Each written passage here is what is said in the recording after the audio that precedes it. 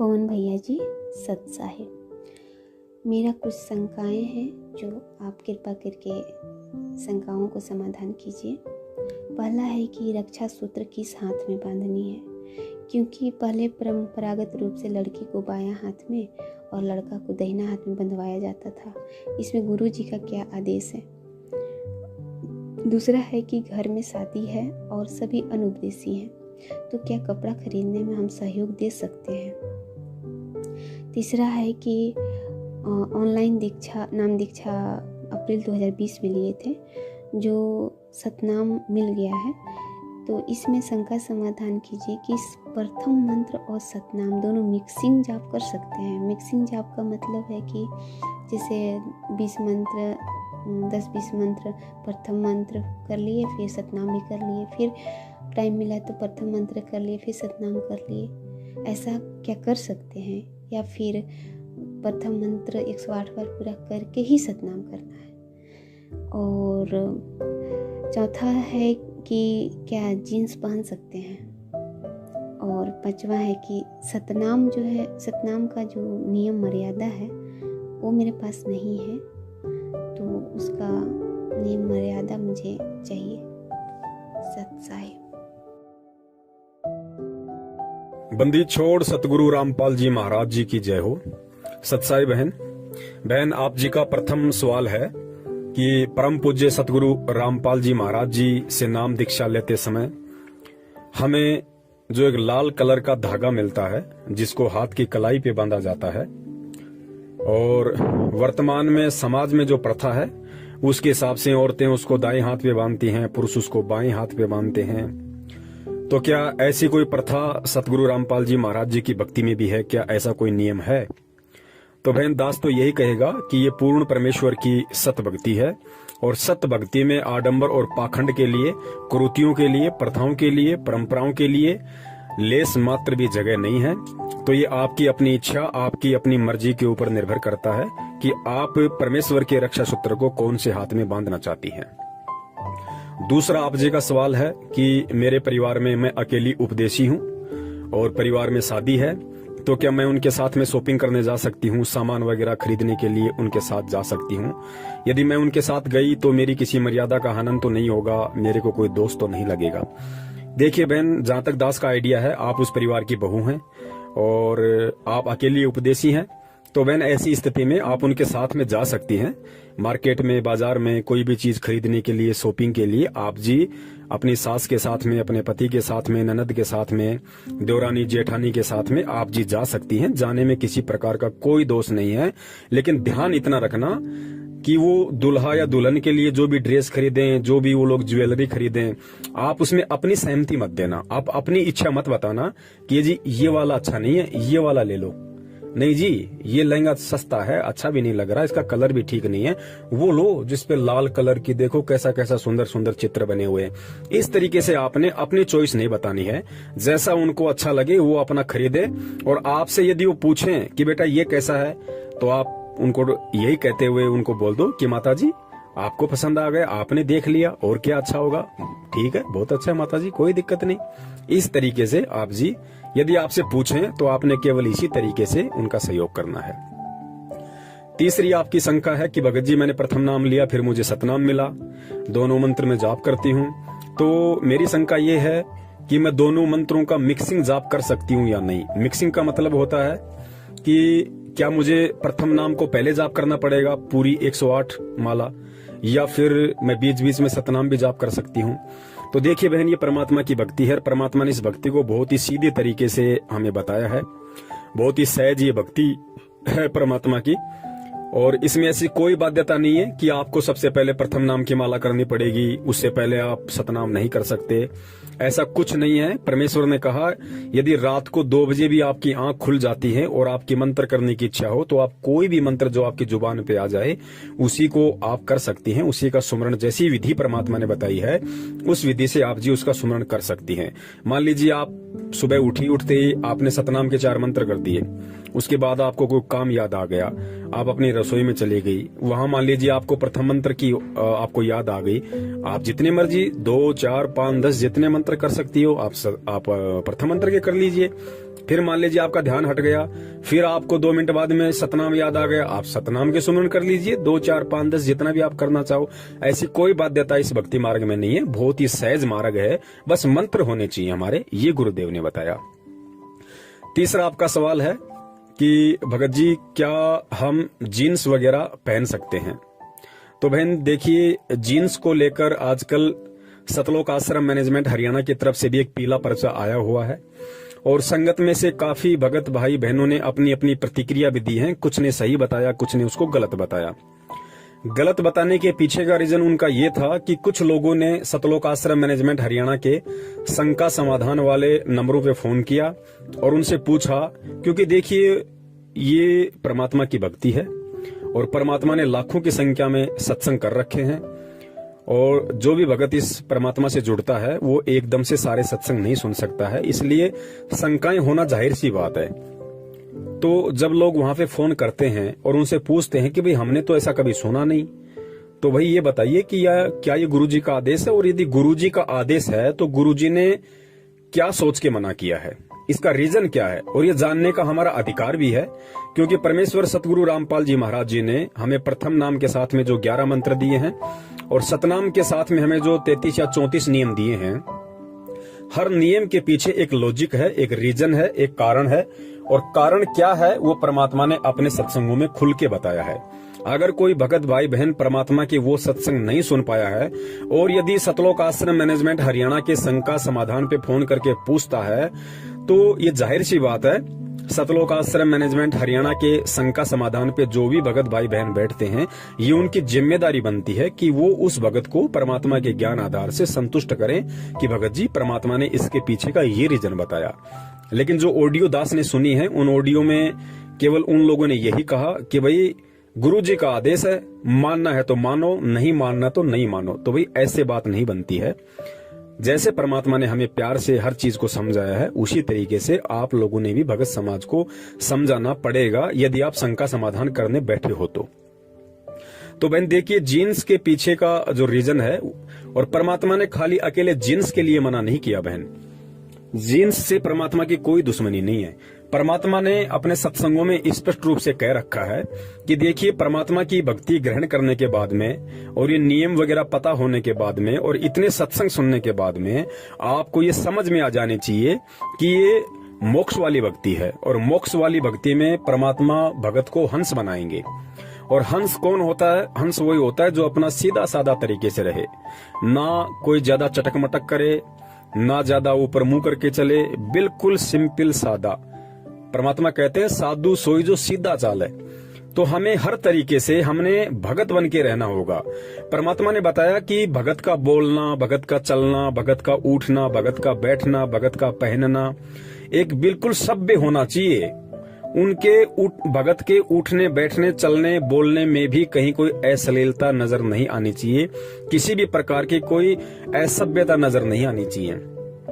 तो आजकल समाज का जो बिगड़ा हुआ रूप है और जिस कदर कपड़ों को लेके जो अश्लीलता समाज में फैली हुई है, उससे बचाने के लिए परमात्मा ने अपने भगत को ये आदेश दिया हुआ है कि भाई आप मेरे बच्चे हो, आप परमात्मा के बच्चे हो, और परमात्मा के बच्चे ने केवल परमात्मा को प्रसन्न करना होता है। और परमात्मा किन बातों से प्रसन्न होता है ये भी गुरुदेव ने सत्संगों में बताया है कि परमात्मा केवल अपने भगत के सीधेपन से और साधेपन से प्रसन्न होता है।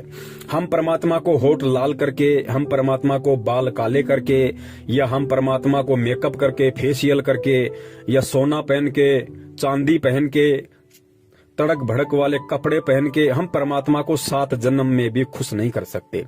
परमात्मा प्रसन्न होता है भक्ति से, सीधेपन से, और जो नियम परमेश्वर ने दिए हैं उन मर्यादाओं में रहते हुए परमात्मा की भक्ति करते रहने से। तो हमें बहुत ही सीधे और सिंपल तरीके से हमने चलना होगा। हमारे जो कपड़े हैं बहुत ही वो सभ्य तरीके वाले होने चाहिए, उनमें कहीं भी किसी भी प्रकार की कोई भी अश्लीलता नहीं दिखनी चाहिए। तो आजकल बाजार में जिस प्रकार से टाइट जींस आती हैं, या जो टाइटी आती है, जो एक पजामी टाइप की आती है जिसको माता बहनें पहन लेती हैं, और ऊपर भी बहुत सारे ऐसे कपड़े आते हैं मार्केट में जो बिल्कुल टाइट होते हैं, जिनमें माता बहनों के अंग बिल्कुल मतलब स्पष्ट रूप से दिखाई देते हैं। तो गुरुदेव ने बताया कि बेटा देखो, यहाँ पे ये काल भगवान का लोक है, और यहाँ पे नर और मादा दो हैं और ये दोनों अपोजिट सेक्स हैं और तीनों गुणों में से रजोगुण का प्रभाव यहाँ पे सबसे ज्यादा है। तो परमेश्वर ने बताया कि देखो, यदि आप इस तरह के कपड़े पहनोगी जो आपके अंगों का प्रदर्शन करे, एक अश्लीलता दर्शाए, तो सामने वाला व्यक्ति जो भी आपको देखेगा उस व्यक्ति के मन में हलचल शुरू होगी, क्योंकि काल का लोक है। पांचों विकार यहाँ पे सबके अंदर है, चाहे भगत हो चाहे जगत हो। एक परमेश्वर सतगुरु रामपाल जी महाराज जी को छोड़ के इन पांचों विकारों से, तीनों गुणों से कोई भी व्यक्ति यहाँ पे अछूता नहीं है, चाहे वो उनकी 20 साल से भक्ति कर रहा हो चाहे 50 साल से भक्ति कर रहा हो। तो परमात्मा ने बताया आपने कोशिश करनी है कि आपने किसी भी प्रकार से, माता बहनों ने जो परमेश्वर सतगुरु रामपाल जी महाराज जी की शिष्या हैं, उन्होंने ऐसे किसी भी प्रकार के कपड़े नहीं पहनने जो टाइट हो, जो आपके अंगों को प्रदर्शित करते हो, जो अश्लीलता दर्शाते हो, जिससे दूसरे व्यक्ति का मन विचलित होता हो। देखो पुण्यात्माओं, जब कोई ऐसी किसी माता बहन को देखेगा जिसने टाइटी पहन रखी है, जिसने बहुत टाइट जीन्स पहन रखी है, ऊपर के कपड़े बहुत टाइट पहन रखे हैं या छोटे कपड़े पहन रखे हैं, तो जाहिर सी बात है पांचों विकार यहाँ सबके अंदर है। चाहे जगत हो चाहे भगत हो, ये सच्चाई सबको पता है, चाहे वो कहे या ना कहे, ये उस भगत की अपनी मर्जी। तो सामने वाला उन चीजों को देखेगा, ऐसे कपड़ों में जब हमारी माता बहनों को कोई देखेगा जो परमेश्वर की भगत हैं, तो बहन सामने वाले व्यक्ति के मन में उन तीनों गुणों का प्रभाव, पांचों विकारों का प्रभाव तुरंत हो जाता है। तो सोचिए, जब वो भगत परमात्मा की बेटी को देख के, पुण्यात्माओं ध्यान देना, जो हमारी माता बहनें हैं, यदि हमारी माता बहनें जो सतगुरु रामपाल जी महाराज जी की शरण में आ गई और उसके बाद यदि वो इस तरह के कपड़े पहन के मार्केट में, बाजार में जाती हैं या अपने घर पे पहनती हैं, तो जाहिर सी बात है जब वो बाजार में जाएंगी या कहीं भी जाएंगी और कोई भी व्यक्ति जब उनको उन कपड़ों में देखेगा, तो पुण्यात्मा यहाँ पे सभी तो दूध के धुले हुए हैं नहीं। 99% लोग यहाँ पे पांचों विकारों से ग्रसित हैं। अगर किसी पे थोड़ा बहुत प्रभाव कम है तो वो 1% है, और 1% में कौन आता है? जो बेचारे 60-70 साल की उम्र को ज्यादा पार कर गए हों। बाकी यहाँ सबके अंदर विकार हैं। तो हमारी माता बहन को जब सामने वाला व्यक्ति उन छोटे छोटे कपड़ों में या उन टाइट कपड़ों में या अश्लीलता दर्शाते हुए उन वस्त्रों में देखेगा, तो जाहिर सी बात है तीनों गुण का प्रभाव उसके अंदर होता है। तो रजोगुण का जैसे उसमें प्रभाव हुआ, वो आपके प्रति गलत सोचेगा, उसकी नजर आपके ऊपर जाते ही गलत विचार पैदा करेगी। तो बहन, उसके अंदर जो गलत विचार पैदा हुए और गलत विचार पैदा होने से उसके कर्म बिगड़ना शुरू हुए, तो उसके कर्म किसके कारण बिगड़ना शुरू हुए? उसके कर्म उस औरत या उस बहन बेटी के कारण बिगड़ना शुरू हुए जिसने छोटे कपड़े पहन रखे हैं। परमात्मा का ज्ञान लेने के बाद भी, परमात्मा की समझ होने के बाद भी, जिसने छोटे कपड़े पहन रखे हैं, जिसने टाइट कपड़े पहन रखे हैं, या जिसने ऐसे तड़क भड़क वाले, अश्लीलता दर्शाने वाले कपड़े पहन रखे हैं जो सामने वाले को थोड़ा बहुत विचलित करता है, तो बहन वहां पे हम भी दोषी हो जाएंगे। क्योंकि उसके यदि कर्म बिगड़ने शुरू हो रहे हैं, या वो यदि विचलित हो रहा है, या उसके अंदर यदि काम वासना का कीड़ा दौड़ रहा है, तो बहन वो हमारे को देख के दौड़ रहा है, तो हम भी उसमें उतने ही भागीदार हो जाएंगे। तो बहन, हमने हर प्रकार से यदि हम भगत बने हैं, तो हमने भगतों वाले लक्षण अपने ऊपर धारण करने पड़ेंगे। भगत के श्रृंगार परमात्मा ने 16 प्रकार के श्रृंगार बताए हैं। हमने उन 16 प्रकार के श्रृंगारों को हमने अपने ऊपर धारण करना पड़ेगा, धीरे धीरे परमात्मा के सत्संग सुनते रहने से, ज्ञान आधार से। तो बहन, इसलिए परमात्मा हमें छोटे वस्त्र पहनने से मना करते हैं। और परमात्मा ने केवल जीन्स के लिए ही मना नहीं किया है, परमात्मा ने तो आश्रम में यहाँ तक भी मना कर रखा था। जैसे बहुत सारी माता बहनें हैं अपना जो इस सलवार सूट वगैरह पहनती हैं, तो ऊपर का जो पहनती हैं, क्या नाम है उसका, सूट, जो ऊपर का जो सूट होता है, बहुत सारी माता बहनों का जो सूट है वो इतना छोटा होता है कि कोहनी से ऊपर तक होता है। जैसे भाई लोग, जैसे बहुत सारे लोग आप देखते होंगे जो ये टी शर्ट वगैरह पहनते हैं, तो टी शर्ट का बाजू कितनी होती है, मतलब कोहनी से ऊपर तक होती है। तो जिन माता बहनों का ऊपर का जो सूट होता है वो कोहनी से ऊपर होता था, परमात्मा उसको भी धमका दिया करते थे कि बेटा अच्छे कपड़े पहनो, पूरे कपड़े पहनो, कोहनी के नीचे तक होना चाहिए आपका बाजू, वो किसी भी प्रकार का मतलब अश्लीलता ना दर्शाए। अपने सत्संगों में भी कई बार परमात्मा ने जिक्र किया है कि माता बहनों की जो बाजू होती है वो कोहनी से नीचे होनी चाहिए और बिल्कुल ढीली ढाली होनी चाहिए, टाइट नहीं होनी चाहिए। हमारी जो माता बहनें हैं, दास उनसे यही अपील करेगा, दास उनसे यही विनती करेगा कि आगे से हम ध्यान रखें। तो विशेषकर यदि हम घर से बाहर निकलते हैं तो हम बिल्कुल सीधे साधे ढीले ढाले और एक सभ्य औरत को दर्शाने वाले कपड़े हम पहने। तो बहन इसलिए परमात्मा मना करते हैं। और यहाँ सतलोक आश्रम मैनेजमेंट हरियाणा ने इस आदेश को, जो आदेश परमात्मा सन 1994 से देते हुए आ रहे हैं, उस आदेश को इन्होंने पीले पर्चे में डाल के संगत को ये दर्शाया कि गुरुजी ने जेल से ये आदेश दिया है। क्योंकि जब तक ये लोग दिन में 1-2 पीले पर्चे नहीं डाल दें तब तक रात को ना तो ढंग से इनको खाना खाया जाता है, ना इनको ढंग से नींद आती है, क्योंकि ये इनकी मजबूरी हो गई।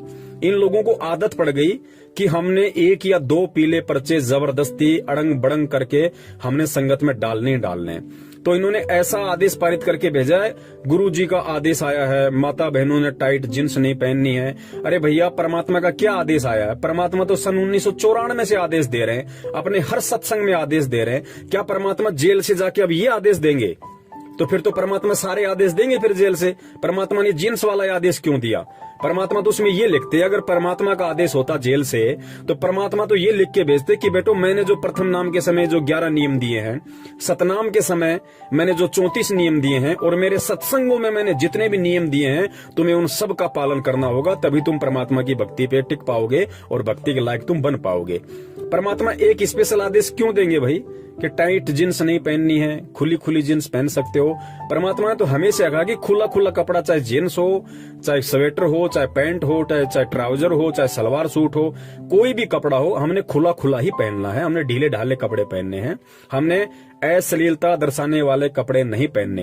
तो ये कोई जेल से स्पेशल आदेश नहीं आया है, ये तो इन लोगों की अपनी घटिया सोच है, जो संगत को मूर्ख बनाने के लिए और हमेशा इस तरह के आदेश ये लोग पारित करते रहते हैं। ये जो आदेश है, ये परमात्मा का सत्संग रूपी आदेश है। तो पुण्यात्माओं, ध्यान रखना, हमने आदेशों का गुलाम नहीं बनना। इस भक्ति मार्ग में जो भी व्यक्ति आदेशों का गुलाम बन के रहेगा, वो व्यक्ति कभी भी इस भक्ति मार्ग पे सफल नहीं हो पाएगा। हमने परमात्मा के सत्संग रूपी आदेशों का गुलाम बनना है, क्योंकि सत्संग यहाँ पे सदा रहेंगे। गुरु यहाँ सदा नहीं रहेगा, लेकिन गुरु के सत्संग, गुरु के वचन यहाँ सदा रहेंगे। तो हमने सत्संग रूपी आदेशों का गुलाम बनना है। और जो व्यक्ति इस ज्ञान को आधार बना के परमात्मा के सत्संग रूपी आदेशों का गुलाम बन गया, पुण्यात्माओं, परमात्मा उसको किसी अन्य की गुलामी नहीं करने देंगे। वो कभी भ्रमित नहीं हो सकता, कभी भी शंकाओं में नहीं आ सकता वो व्यक्ति, क्योंकि सत्संग ही इस भक्ति मार्ग की नींव है। और जिसकी नींव ही मजबूत है, तो नींव के ऊपर भाई फिर चाहे भक्ति रूपी मकान चाहे कितना बड़ा बनाओ, कहीं कोई दिक्कत, कहीं कोई दबाव नहीं आना। और आगे आपने बताया बहन कि सतनाम के जो 34 नियम है वो आपको नहीं पता है। अब मुझे नहीं पता आपको क्यों नहीं पता है, क्योंकि वैसे तो नाम दीक्षा के समय पर्चे वगैरह दिए जाते हैं। हो सकता है ऑनलाइन आपको नाम दीक्षा मिली होगी, आपको नियम नहीं बताए गए होंगे। ना ये लोग ऐसा कोई ध्यान देते हैं, चाहे कोई नियम ले या ना ले, इनको इन बातों से मतलब नहीं है। मैनेजमेंट को केवल संख्या जोड़ने से मतलब है, ताकि ज्यादा से ज्यादा लोग ज्योति पाठ और दान जमा करवाए। नियम में रहे ना रहे ऐसी कोई बाध्यता इन लोगों को नहीं है। तो सतनाम के जो नियम है, अगर परमेश्वर दया करेंगे, मालिक प्रेरणा करेंगे, तो दास सतनाम के जितने भी 34 या 35 नियम है, परमात्मा एक विशेष वीडियो उन पे बनवाएंगे। और जैसे परमात्मा ने प्रथम मंत्र के समय जो 11 नियम दिए जाते हैं, जैसे परमेश्वर ने पहले उसका एक वीडियो बनवा रखा है, उसी प्रकार परमात्मा अगर दया करेंगे तो दास सतनाम के सभी 34 या 35 नियमों का भी एक वीडियो अवश्य बनाएगा अपने भगत भाई बहनों के लिए, और ताकि हम लोग नियमों को अच्छे से जानेंगे, समझेंगे, पहचानेंगे, तो हम भक्ति पे दृढ़ होकर चल सकेंगे। अगर समय आया, परमात्मा ने प्रेरणा की, तो अवश्य सतनाम के नियमों का भी वीडियो बनेगा। सत साहिब, जय हो बंदी छोड़ के।